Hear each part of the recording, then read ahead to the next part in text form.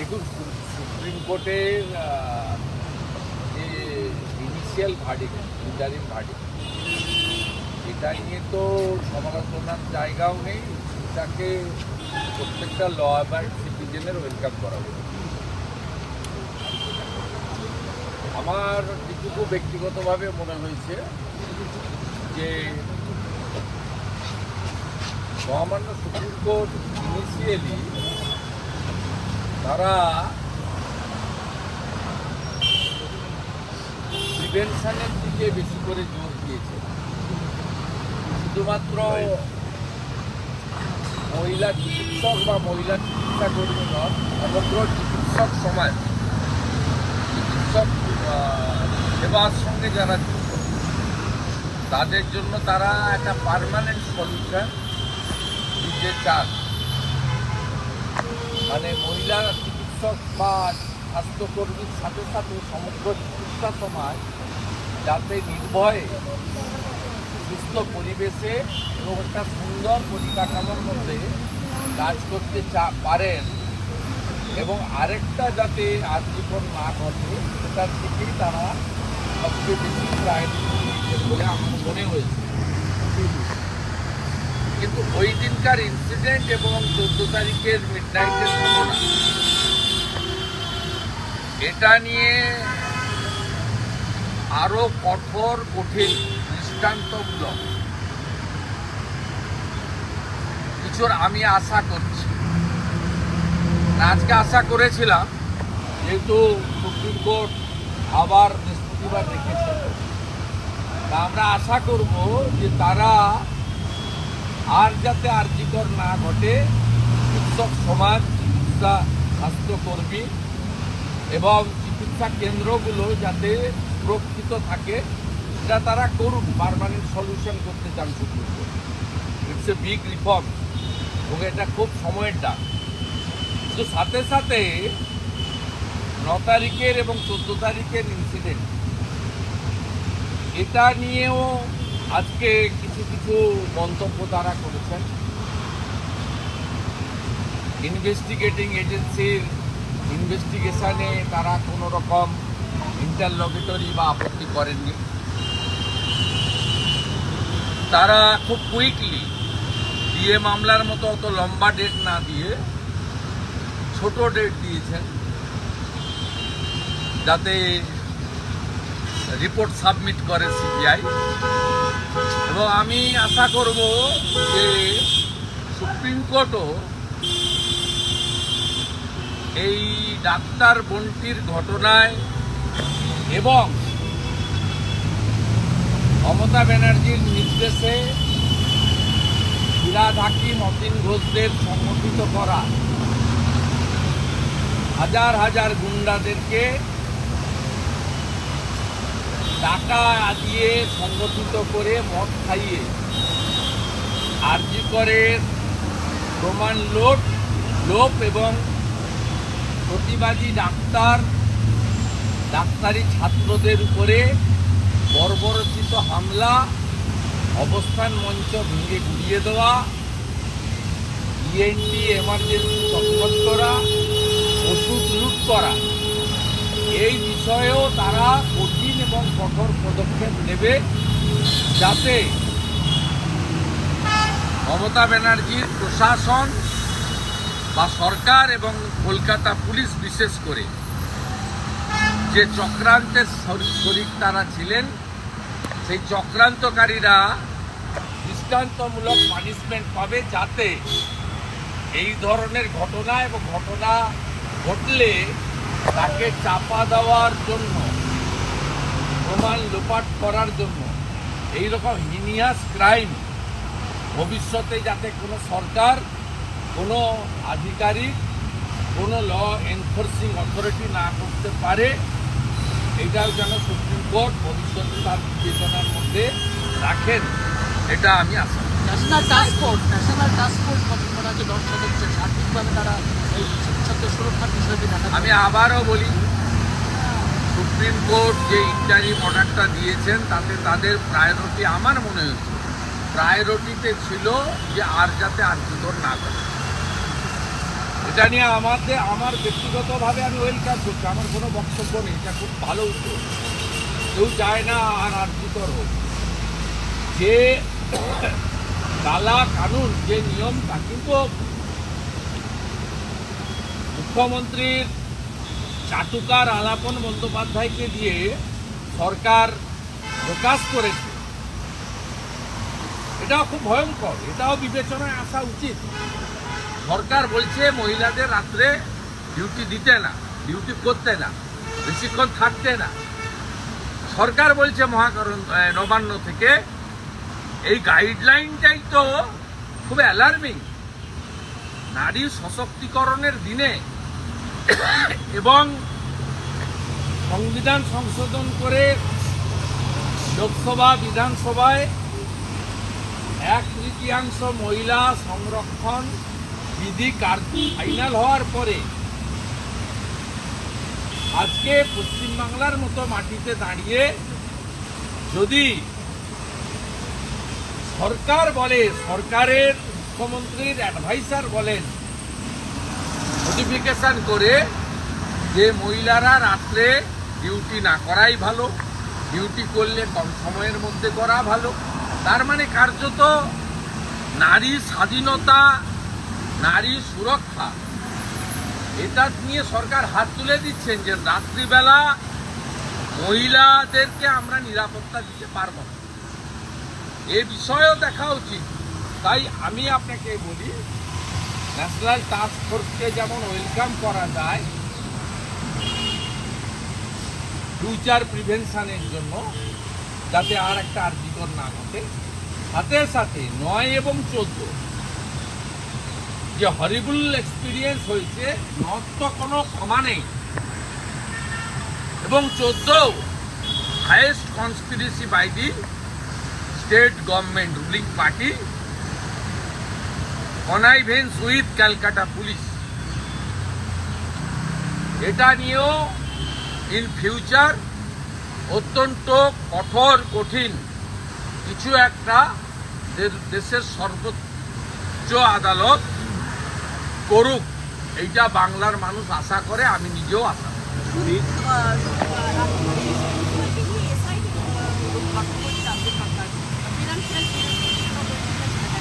Financial ইরেগুলারিটির সঙ্গে তো মুখ্যমন্ত্রী নিজে যুক্ত।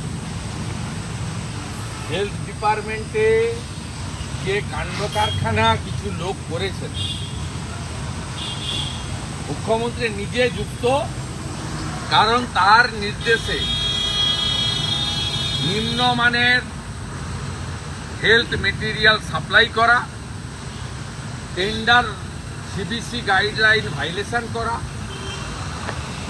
নিজের পছন্দের কোম্পানিকে বিভিন্ন রেট জিনিস পাইয়ে দেওয়া এবং বাজারের থেকে বেশি অর্থে সেই সব টেন্ডার করানো এবং তাদেরকে পেমেন্ট করা। এই যে র্যাকেট গোটা পশ্চিমবঙ্গে তৈরি হয়েছে, এর জন্য দায়ী হচ্ছে মমতা ব্যানার্জি। কমপ্লিটলি সিট করেছে কিছু প্রমাণ লোপাট করার জন্য, যাতে মানি লন্ডারিং অ্যাক্টে এটি যদি কোথাও ঢুকে পড়ে, এটা আটকানোর জন্য করা হয়েছে। এটা ইটস এ কনস্পিরেসি। এবং আমি কয়েকদিন যাক আপনাদের কাছে আমি মেটেরিয়াল দিয়ে দেবো, আমি মেটেরিয়াল দিয়ে দেবো, আমি আপনাকে মেটেরিয়াল দিয়ে দেবো, আমার কাছে সব মেটেরিয়াল আছে। তৃণমূলের জহর সরকার তিনি বলেছেন এতদিন পর কেন সিট গঠন করা হলো, তাকে অবিলম্বে সাসপেন্ড করা হবে। সন্দীপ ঘোষকে করা হবে এতদিন পর কেন? আমরা তো অ্যারেস্ট পেয়েছি। সঞ্জয় রায়ের পলিগ্রাফ না করে সন্দীপ ঘোষের পলিগ্রাফ করলেই তো সব পেয়ে যাবে। ওর মোবাইলগুলো ঘাঁটলেই তো কতবার কথা হয়েছে পেয়ে যাবে। 50 বার কলকাতা পুলিশের সঙ্গে উনি কথা বলেছেন, এসপি দাসের সঙ্গে কথা বলেছেন, নারায়ণ স্বরূপ নিগমের সঙ্গে কথা বলেছেন।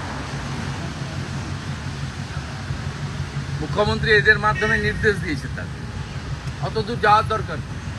কোনো কাজ ছাড়াই ডক্টর সুশান্ত রায়, ডিএমই ডক্টর অভিক দে এসেছিলেন এভিডেন্স লোপাট করার জন্য। তারা কে? তার কোন স্টেক হোল্ডার? আরজি করে তারা এসেছিলেন কেন 9 তারিখ সকালবেলা? কি করতে এসেছিলেন? ডাইরেক্টর অফ মেডিকেল এডুকেশন কেন এসেছিলেন 9 তারিখে সকালবেলা? ডক্টর অভিক দে প্রেস কনফারেন্স করছিলেন, পাশে দাঁড়িয়েছিলেন, ছবিতে সবাই দেখেছে। কেন এসেছিলেন তারা? কে তাদের প্র্যাকটিস টেনে হিঁচড়ে নিয়ে গিয়ে একটা বোনের নিথর দেহকে উপযুক্ত সম্মান জানানো, তার পরিবারকে শেষ মুহূর্তের দেখা, যা আমাদের হিন্দু বাঙালি সংস্কৃতিতে আর আছে, এগুলো কিছুই করতে দেননি। মেরে পিটিয়ে টেনে হিঁচড়ে বডিকে নিয়ে গিয়ে কি কাণ্ড করেছেন আপনারা? তাড়াতাড়ি নিয়ে গিয়ে ও তার বাবা মার পাশে মিঠু মজুমদার আর নির্মল ঘোষ, এই দুটোকে তো আগে অ্যারেস্ট করা উচিত। একটা ইলেকট্রনিক্স চ্যানেলকে বলানো হয়েছে তার বাবাকে দিয়ে, আমার মুখ্যমন্ত্রীর উপর আস্থা আছে। আমরা ফোনে কথা বলেছিলাম, ইঙ্গিত করে বলা হয় যে অন্য রাজনৈতিক দল বিষয়টা ঢুকতে চেয়েছিল, আমি ঢুকতে দিই। ও প্রম্পট করছে পাশে দাঁড়িয়ে মিঠু মজুমদার কাউন্সিলর, সবাই দেখেছে কি করে তার বাবা। আমরা যখন হাইকোর্টে চলে গেলাম, তারপরে তার পিতৃদেব কি করে পাওয়ার অফ অ্যাটর্নি দিয়ে মানে ভোকালতনামায় সই করে তার পক্ষ থেকে 11th আওয়ারে সম্মানীয় আমাদের আইনজীবী, সিনিয়র আইনজীবী বিকাশ ভট্টাচার্যকে দিলে। প্রথম তো কোর্টে আমি গেছি, আমার লয়ার গেছে, কোর্ট তো বাকি গেছে। পরের দিন সকালবেলা তো ফার্স্ট হিয়ারিং কমপ্লিট হয়েছে। তার মানে তার বাবাকে তার মাকেও এরা প্রেসারে রেখেছিল। তাই এই ঘটনার সঙ্গে সরাসরি তৃণমূল যুক্ত। মিঠু মজুমদাররা পাশ থেকে দাঁড়িয়ে প্রম্পট করেছে, নির্মল ঘোষ মিঠু মজুমদার ঘিরে রেখেছে, তার বাড়িতে কাউকে ঢুকতে দেয়নি, কারোর সঙ্গে কথা বলতে দেয়নি। প্রত্যেকটা ছত্রে ছত্রে তৃণমূল কংগ্রেসের ইনভলভমেন্ট, কনস্পিরেসি এবং পরিবারকে একটা ভয় দেখিয়ে আতঙ্কের মধ্যে নিয়ে যাওয়া, এই চেষ্টাগুলো তারা ছত্রে ছত্রে করেছে। তাই সুপ্রিম কোর্ট যা করছেন ভালো করছেন, কিন্তু 9 তারিখের ঘটনা এবং 14 তারিখের পরিকল্পিত ভ্যান্ডালিজম, এর সঙ্গে এই রাজ্যের শাসক দল, কলকাতা পুলিশ, তৃণমূল কংগ্রেসের গুন্ডারা যুক্ত। এই বিষয়েও সঠিক বিচার বিশ্লেষণ এবং তার এটা সামনে আসুক, পানিশমেন্ট হোক, তাদের ক্যাপিটাল পানিশমেন্ট দেওয়া হোক, এটা পশ্চিমবঙ্গের মানুষ চায়, আমিও পাচ্ছি।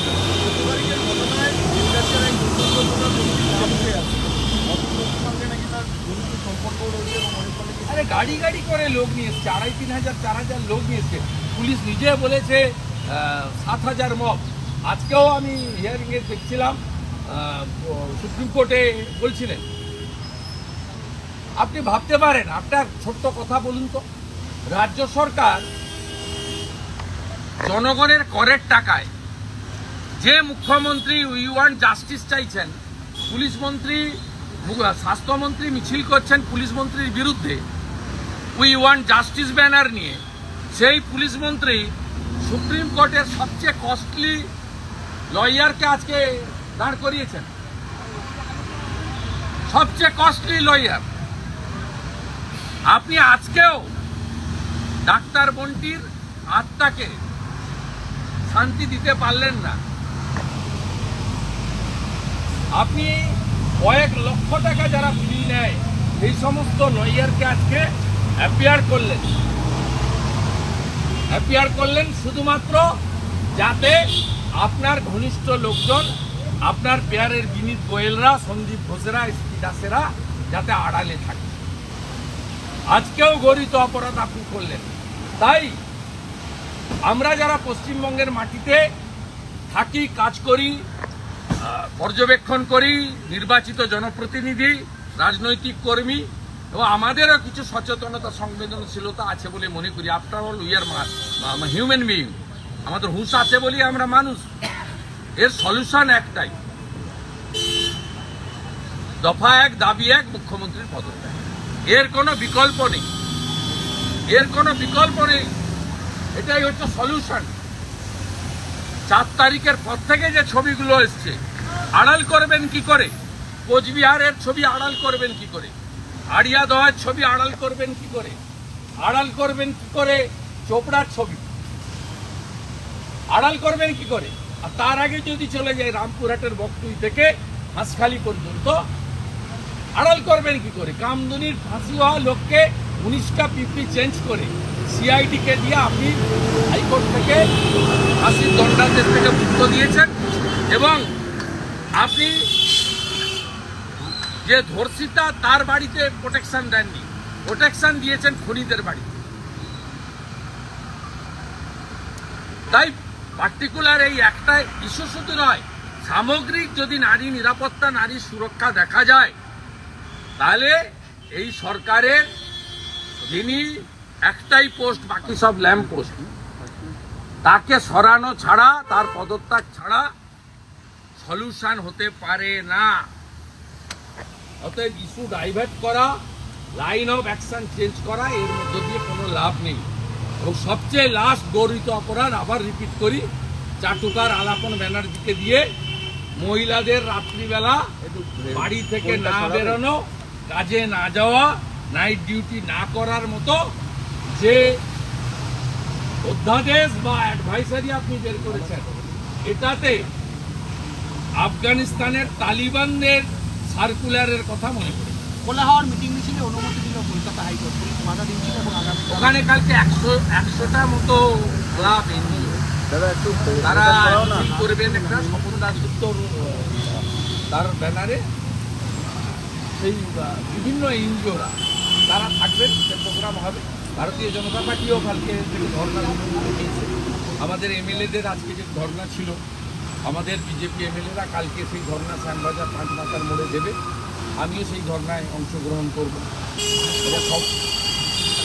সময় পেলে খোলা হওয়ার আমি এতে আছি, মেন্টাল এক্সিকিউটিভে নেই, ওরা স্বপনদাই করে, অনেকগুলো প্রোগ্রাম ওরা করেছে। এর ইতিমধ্যে ওদের অনেক প্রোগ্রামে বিবেক অগ্নিহোত্রী এসছে, অনুপম খের এসছে, অমিত শাহজিকে নিয়ে কবিগুরুর প্রোগ্রাম করেছেন, জয়শঙ্করজিকে নিয়ে ওরা শ্যামাপ্রসাদজির প্রোগ্রাম করেছেন, নির্মলা সীতারমনকে নিয়ে একটা অর্থনৈতিক সেমিনারও করেছেন। আমি ওদের মেন্টার আছি, আমি যদি আমার ধর্নাটা পার্টির আগে ওটা অ্যাটেন্ড করে আমি সময় পেলে আমি খানিকটা আটকানো যাবে না, মানে নবান্ন অভিযানের ডাক দিয়েছে তো কিছু ছাত্ররা মঙ্গলবার 27 তারিখ। মোবাইলটা হ্যাঁ ঠিক আছে, আমি ব্যক্তিগতভাবে তো যাবো, ওই দিনই থাকবে না না, যদি এখন কে করেছে তো মানে সবে এটা ভাইরাল হচ্ছে, তারা বলেছে গোটা রাজ্যের সব বাড়ি থেকে একজন করে আসবে পরে বাকিটা মঙ্গলবার 27 তারিখ, তাই তো? হ্যাঁ, যদি হয় আমিও যাওয়ার চেষ্টা করবো। সমর্থন রয়েছে এই অভিযান, যেটা যে করবে সমর্থন, অধিকারী বাড়ির একজন হিসেবে আপনি যাবেন, যে করবে সমর্থন। পতাকা বিজেপির যেখানে থাকবে সেখানে থাকবো, বিজেপি করবে। আর পতাকা ছাড়া অন্য কেউ করলে, ডাকলে, সেখানে যদি আমার ন্যূনতম, যে আমি একটা বিরোধী দলনেতা জনপ্রতিনিধি, আমার সম্মানহানি যেখানে হবে না, সেখানে আমি একটা কোথাও গেলাম, সেখানে ধরুন শুনতে হলো এই আজাদি ঝুটা হয়, এই আজাদি ঝুটা হয়, সেখানে তো পতাকা না থাকলেও আমি যাব। দেশ আগে, দেশ আগে, দল পরে, ব্যক্তির কোনো স্থান নেই। কিন্তু ডান বা নির্বিশেষে যদি ডাকা হয়, যদি আপনার সম্মানহানি না হয়, যে কোনো দলের পতাকা নিয়ে যেখানে হবে বিজেপি ছাড়া কোথাও যাব না। I am a discipline worker of the BJP, also elected representative. আর পতাকা ছাড়া যেখানে আমার ন্যূনতম সম্মান, আমাকে দিয়ে স্টেজে তুলতে হবে না, বক্তৃতাও করতে হবে না।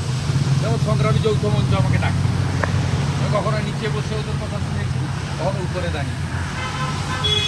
তা এমন কোনো কর্মসূচি যদি হয়, এবং সেই কর্মসূচিতে যদি মমতা ব্যানার্জির পদত্যাগটাই দাবি হয়, আমার কোনো আপত্তি নেই। ব্যক্তিগতভাবে আমি যাব, আমার পার্টি এগুলো অনুমোদনও করে, বাধা দেয় না। তৃণমূলের মতো কার বাড়িতে খেতে গেলে, কোথায় দেখা করলে ফোন ট্যাপ করা, এসব নোংরা কালচার তৃণমূলে হয়, তৃণমূলে হয়। রাহুল সিনহা, আমি তখন পরিবহন মন্ত্রী, রাহুল সিনহার জন্মদিনের অনুষ্ঠান ছিল কোর্ট হাউসে, রাহুলদা আমাকেও কার পাঠিয়েছিল, সব দলের নেতা। আমাদের জিজ্ঞেস করতে হয়, জিজ্ঞেস করতে বললো না, যাওয়া যাবে না। সিদ্ধার্থনাথ সিনহা পশ্চিমবঙ্গ বিজেপির ইনচার্জ ছিলেন, তার এক আত্মীয়ার বিয়ে ছিল, আমাদের অনেককে ডেকেছিল। আমি জানতে চাইলাম 14 তলাতে যে সিদ্ধার্থ সিনহা ডেকেছে, তো সামাজিক প্রোগ্রাম যাব, বলে না যাওয়ার দরকার নেই, এটাতে ববি অ্যাটেন্ড ছিলাম। তৃণমূলে এসব কালচার আছে বিজেপিতে, বিজেপি জিজ্ঞেস করে না। আপনি আগেও বলছেন পরিবারকে আবেদন করেছেন জাতীয় পতাকা নিয়ে। ওই একদম তাড়িয়ে দেওয়া উচিত, 14 তলায় গিয়ে যাতে পদত্যাগপত্র পাঠায়। আমি বলবো যদি সত্যি 27 তারিখ নবান্ন অভিযান হয়, ছাত্র সমাজ করে, 26 তারিখের মধ্যে পদত্যাগ করুন, যাতে গুলি না চালাতে হয়, তৃণমূলের মধ্যে গুলি যাতে না চালাতে হয়। আমি আপনাকে বলছি এত অ্যাগ্রিভনেস আছে বেঙ্গলে।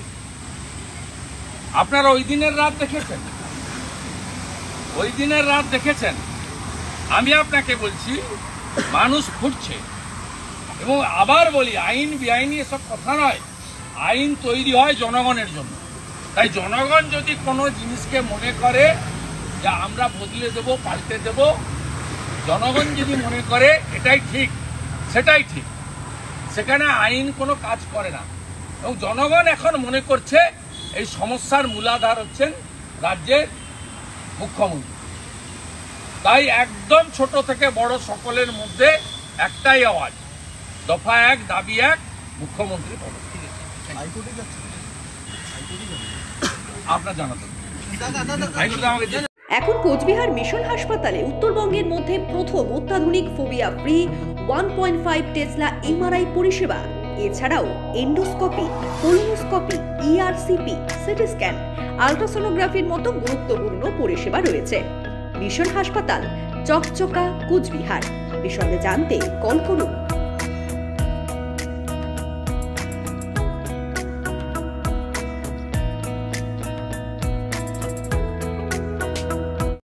আপনি কি আপনার বাড়িকে আভিজাত্যের ছোঁয়ায় সাজিয়ে তুলতে চাইছেন?